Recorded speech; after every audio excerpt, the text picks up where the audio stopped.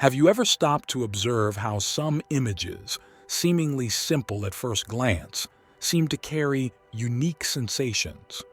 Perhaps it's the logo of a brand you recognize instantly, a national emblem that evokes pride, or even the design of an ancient symbol that resonates with a deep place inside you. Symbols are everywhere. They are in the streets you walk, in the brands you consume, and even in the coins you use. Most of us see them as harmless details, but the truth is, they are carefully designed to communicate messages that transcend words. They operate silently, penetrating the more subtle layers of our consciousness. And the most intriguing part is that often we are guided by these symbols without even realizing it. Since ancient times, humanity has used symbols to try to understand and connect with the unknown. The circle, for example, represented infinity and perfection. The triangle, the connection between the earthly and the divine.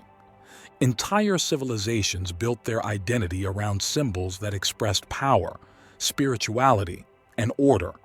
But over time, this knowledge was appropriated, refined, and used in ways that go beyond what the eyes can see.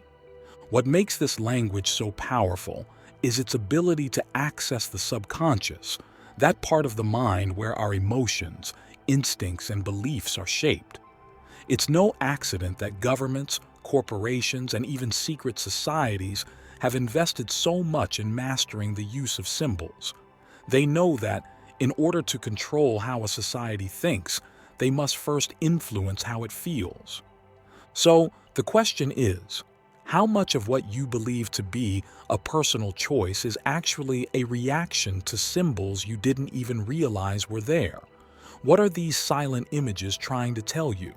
And more importantly, who controls the messages behind them? These are issues that we need to reflect on. After all, what we don't question has the greatest power over us. So today, we will uncover how symbols hold a surprising power to shape our emotions, decisions, and even the way we perceive reality. You'll discover how this hidden language has been used for centuries by elite groups, religions, and corporations to influence the masses in almost imperceptible ways. After all, understanding these secrets might be the first step toward regaining control over your own mind. Since the dawn of humanity, symbols have been the bridge connecting the visible world to the invisible. Before written language was developed, the first civilizations already drew figures on stones and caves, trying to capture the essence of something greater than themselves. These primitive symbols were not just images, they were tools to express what words could not describe: the mystery of the cosmos, the power of nature, and the quest for connection with the divine. The Egyptians, for example, elevated symbols to a spiritual science. The Eye of Horus, perhaps one of the most recognized even today, was more than an artistic representation. It symbolized protection, healing, and divine power, serving as a channel between mortals and gods. Carved into tombs and temples, the Eye of Horus represented the ability of eternal vigilance, a reminder that everything is always being watched and guided. But it also carried a message of control, the idea that those who held this symbol had access to the power of the heavens to rule over men. Eastern civilizations, in turn, brought symbols like mandalas, geometric designs that not only represent the harmony of the universe, but also serve as tools for meditation and self-reflection. Every detail of a mandala is designed to guide the mind toward elevated states of consciousness, helping the practitioner transcend the material and reach the spiritual. These symbols were seen as maps for the soul, allowing the individual to navigate invisible dimensions. But symbols weren't just spiritual. They also served as tools of power and social control. In many ancient cultures, leaders used symbols to reinforce their authority. A king's scepter, a pharaoh's sun disk, or the ornate crowns of religious leaders were more than adornments. By appropriating these symbols, These leaders communicated to the people that their position was not just earthly but as if sanctioned by the gods. The power of symbols also transcended cultural boundaries. The circle, for example, was universally associated with infinity and wholeness. It appears in megalithic monuments like Stonehenge and in indigenous rituals, always representing unity and the eternal cycle of life. Meanwhile, the triangle, with its solid base and elevated apex, symbolized spiritual ascension and balance, being widely used in pyramids and temples around the world. Before being analyzed rationally, symbols evoke emotions, awaken ancestral memories, and create an instant connection to something greater. No matter where you are or what your culture is, certain symbols seem to speak directly to the soul, as if they carry something that transcends time and space. But this ability to connect to the invisible also made them tools of manipulation. The pentagram, which symbolized harmony in Pythagorean teachings, was appropriated by different traditions and later associated with occultism. The all-seeing eye, with its roots in ancient Egypt, appears on official documents and even in the design of coins, carrying an aura of surveillance and control. Symbols not only influence individuals, but they also shape entire societies. These visual icons become the invisible foundations upon which communities, nations, and even global economies are built. Since the beginning of civilization, leaders and institutions have recognized the power of symbols in forming social cohesion. A clear example of this is national symbols, such as flags and emblems. A country's flag, with its specific colors and shapes, is not just a piece of fabric, it is a symbol laden with emotional meaning.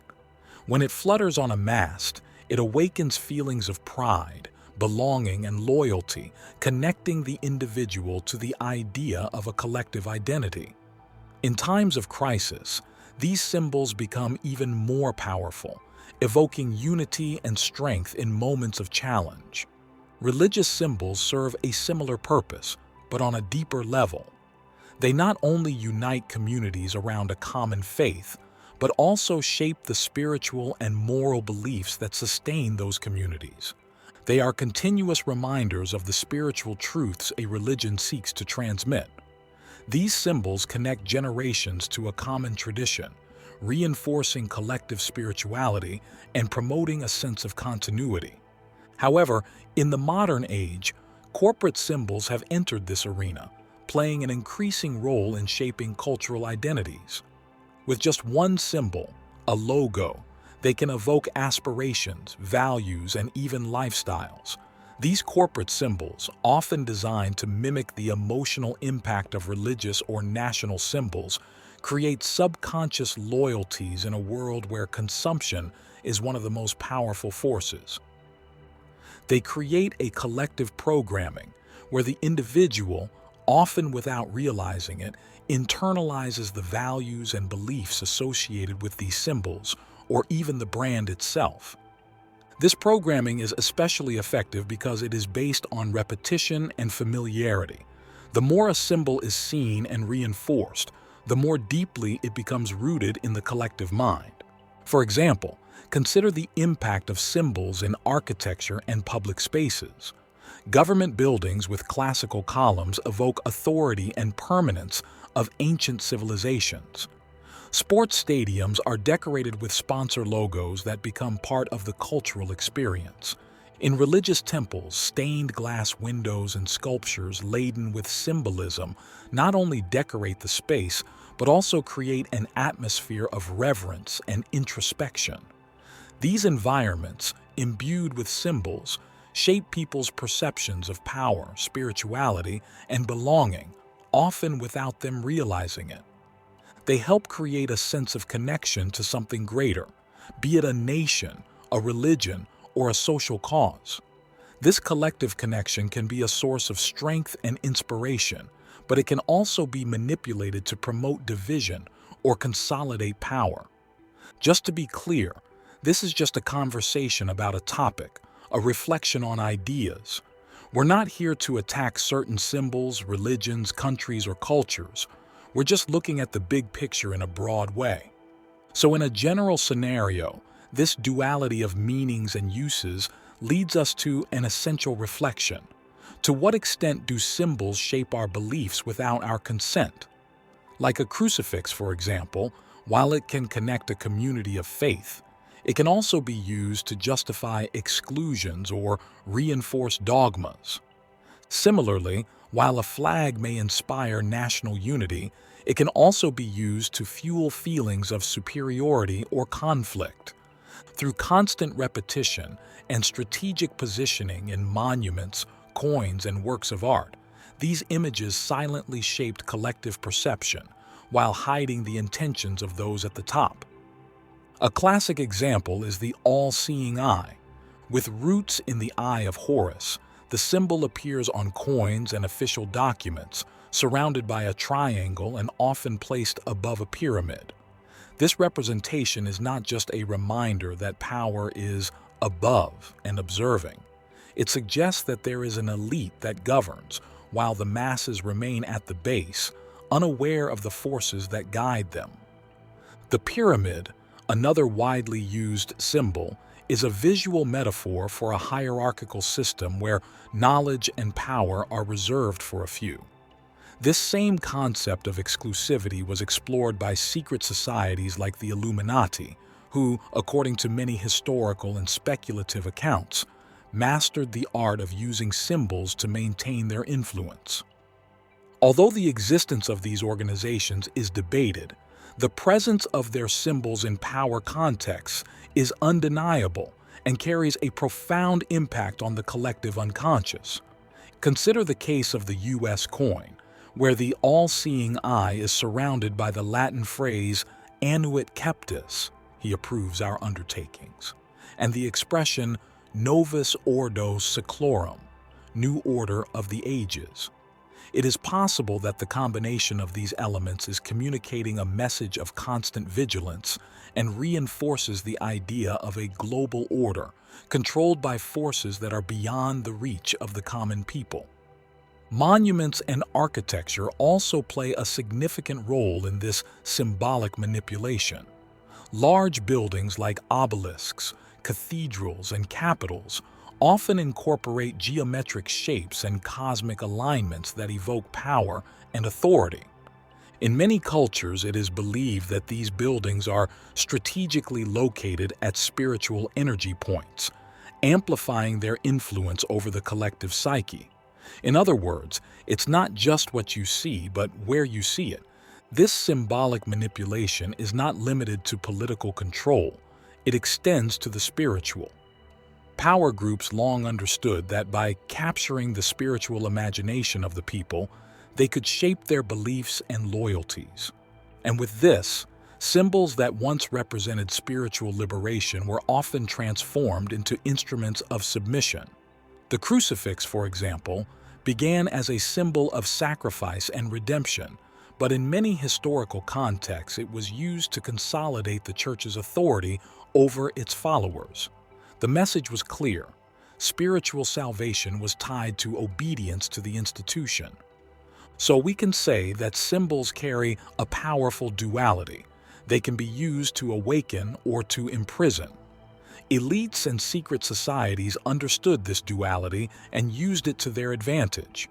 After all, by shaping the meaning of symbols and positioning them strategically in culture, they not only consolidated their power, but also created barriers that limit the spiritual and mental freedom of the masses. But this leads us to reflect. To what extent have our belief systems been shaped by external forces? And what happens when we choose to see the symbols for what they really are? When a symbol is perceived, it activates something in the subconscious, touching emotional layers that we often don't even understand. It's as if they carry a vibrational frequency, capable of resonating with our deepest essence. This happens because symbols access a part of the brain called the limbic system, which is responsible for emotions and instincts. Before a symbol is even rationally analyzed, It has already triggered an emotional reaction, a feeling of comfort, reverence, urgency, or even fear. But the power of symbols doesn't end at the biological level. In ancient spiritual traditions, they were used as portals to access higher dimensions of consciousness, helping humanity transcend the physical and explore the spiritual. Think of yantras and mandalas in Eastern traditions. These geometric designs are like means to align the mind with the order of the universe. By meditating on these symbols, the practitioner enters a deep state of concentration, where the subconscious is freed from distractions and can connect to the infinite.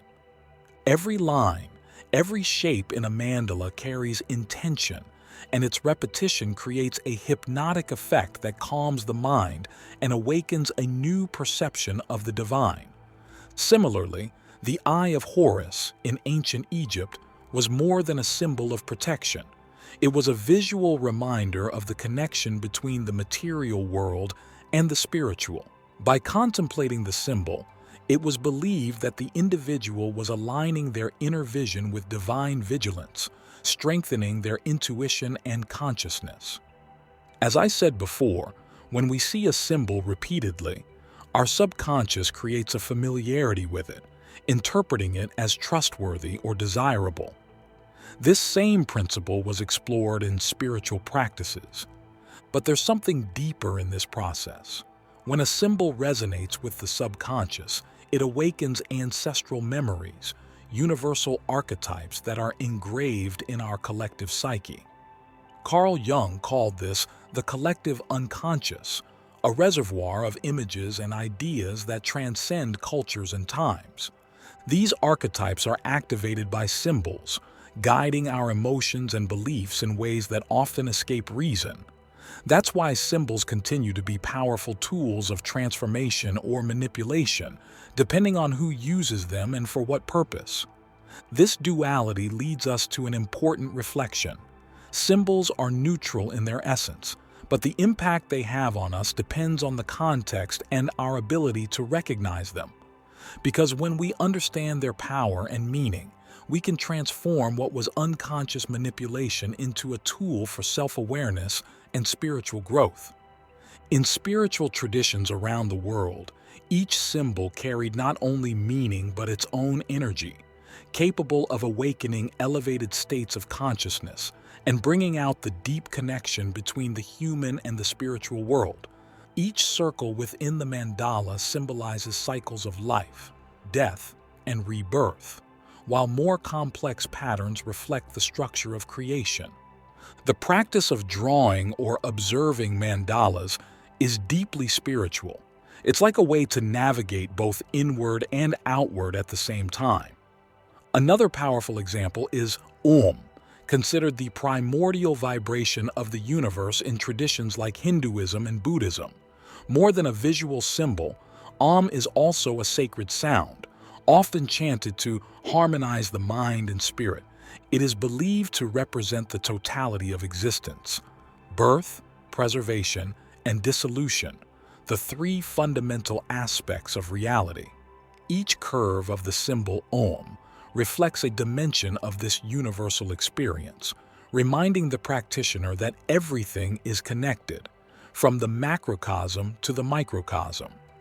The pentagram, for example, was used in various cultures, such as ancient Greece and European esoteric traditions, to represent the balance of the elements and spiritual ascension. With its 5 points, it symbolizes the 4 elements: earth, air, fire, and water, united by the spirit.